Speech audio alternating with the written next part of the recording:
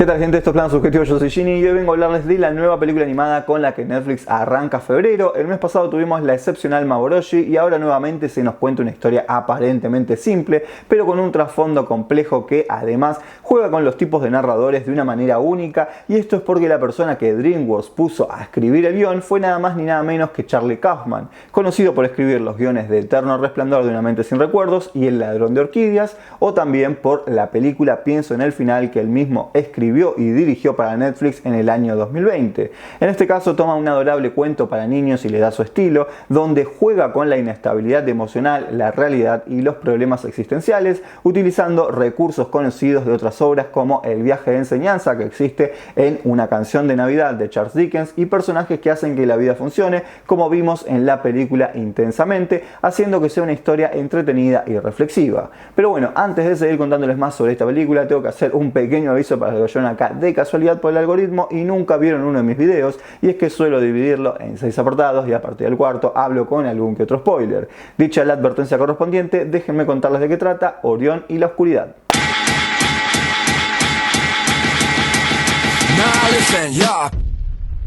Película animada estadounidense original de Netflix, producida por DreamWorks y animada por Micros Animation, que se estrenó el 2 de febrero del 2024 en la plataforma de Netflix. Dura alrededor de 1 hora y media y tiene un guión escrito por Charlie Kaufman que se basó en el libro infantil del mismo nombre, publicado por Emma Charlotte, mientras que la dirección estuvo a cargo del director debutante John Chalmers, que es un conocido animador de DreamWorks.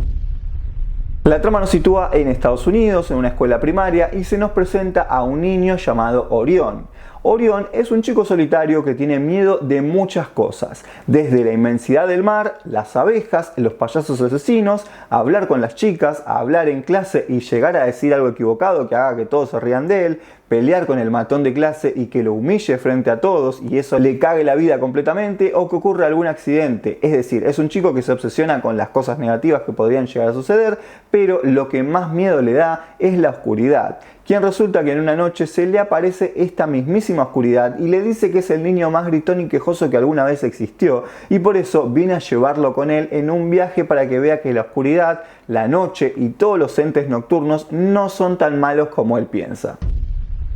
Tenemos una estructura que a primera vista parece simple y lineal, pero casi a los 20 minutos de haber empezado realiza un cambio de narrador en el cual se nos devela o se nos remarca que la historia de Orión es en realidad un cuento. Es difícil de explicarlo sin spoilers, pero solo voy a decir que comienza con un narrador omnisciente en primera persona, es decir, Orión nos está contando su historia con su propia voz y la reconocemos porque es la misma voz del personaje en pantalla, pero a los 20 minutos esto cambia y para algunos puede ser una decisión simple y fácil de entender, pero al terminar la película y analizarla un momento, uno puede entender que se nos está buscando hablar de algo mucho más profundo, de los miedos, de la vida, la existencia, y cómo contar historias es una parte importante o una forma de superar los miedos, aprender y vincularse. Como dije al inicio, tiene una construcción parecida al libro de Dickens, donde una entidad sobrenatural viene a este mundo para enseñarle algo al protagonista a través de un viaje mágico. Asimismo, también presenta otros personajes que tienen un trabajo importante en la vida nocturna de las personas, de la misma forma que vimos en Intensamente o en Elementos, para tratar de hablar de una forma más amigable o entretenida sobre la salud mental en los niños, de las ansiedades, los temores y entender que son parte del crecimiento. Aviso nuevamente que a partir de acá empiezo a hablar con spoilers. Bien, el protagonista es Orión, un niño que le tiene miedo a varias cosas como cualquier niño o niña en esa edad, solo que Orión tiene un comportamiento un poco más obsesivo que no le permite aventurarse a la vida sin miedo a que le suceda algo. Pero parece que un día algo cambió e hizo que se anime a enfrentar esas situaciones que le dan miedo, y fue a la excursión al planetario donde conoció al amor de su vida y lo que más le apasiona, que es la astronomía. No está claro si en realidad toda esta aventura con oscuridad y los demás entes nocturnos sucedió en realidad. Queda abierto a la interpretación del espectador, donde seguramente los más pequeños le van a preguntar a los adultos su percepción, y la verdad que es un poco complejo explicarlo, porque en realidad para mí la película es un reflejo de que las historias o los cuentos son una forma de ayudar a los niños a superar o entender cosas que les está pasando, que es normal sentir miedo y a pesar de eso uno no tiene que dejar de hacer las cosas. Para mí queda claro cuando la versión adulto de Orión demuestra que todavía le tiene miedo a la oscuridad.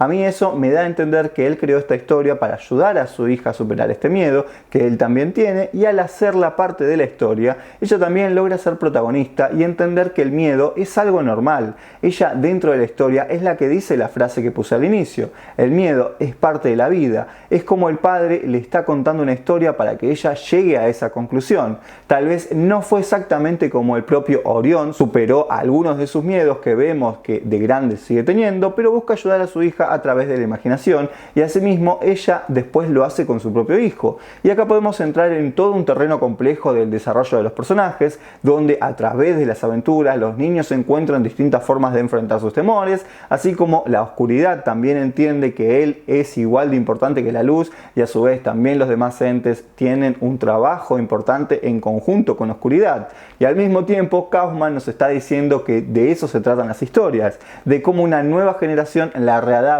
le agrega o le cambia cosas para que le llegue a otros, aunque tal vez esto sea un poco críptico de entender para otros, y por eso mismo creo que utiliza como comentarios o notas al pie pequeñas escenas, como que antes de dormir Orión quiera leer un libro muy largo de David Foster Wallace, que posiblemente sea La broma infinita, o el cortometraje de Oscuridad, que pareciera ser de Herzog, autores con mayúscula que buscan hacer reflexionar a los espectadores.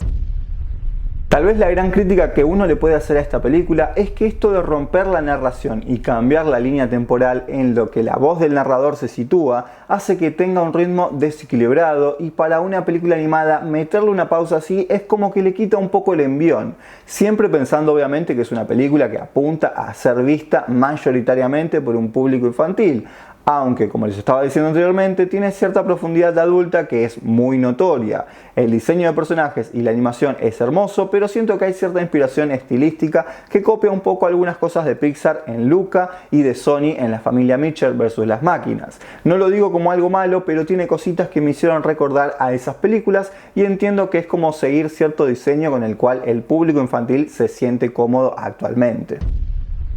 Para mí, Orión y la oscuridad es una hermosa película para ver en familia, que recomiendo mucho que si tienen niños en su casa la vean con ellos o ellas, porque les va a gustar muchísimo. En lo personal, su final me parece una caricia de corazón que cierra de una forma conmovedora su historia, que no es una locura visual como Into the Spider-Verse, ni algo tan poético y social como el cine de Miyazaki, pero la verdad es que vale muchísimo la pena ver. Así que nada, si llegaste hasta acá te lo agradezco muchísimo, espero que el video te haya sido útil o al menos entretenido. Como ya saben, cuídense y espero que tengan un lindo día.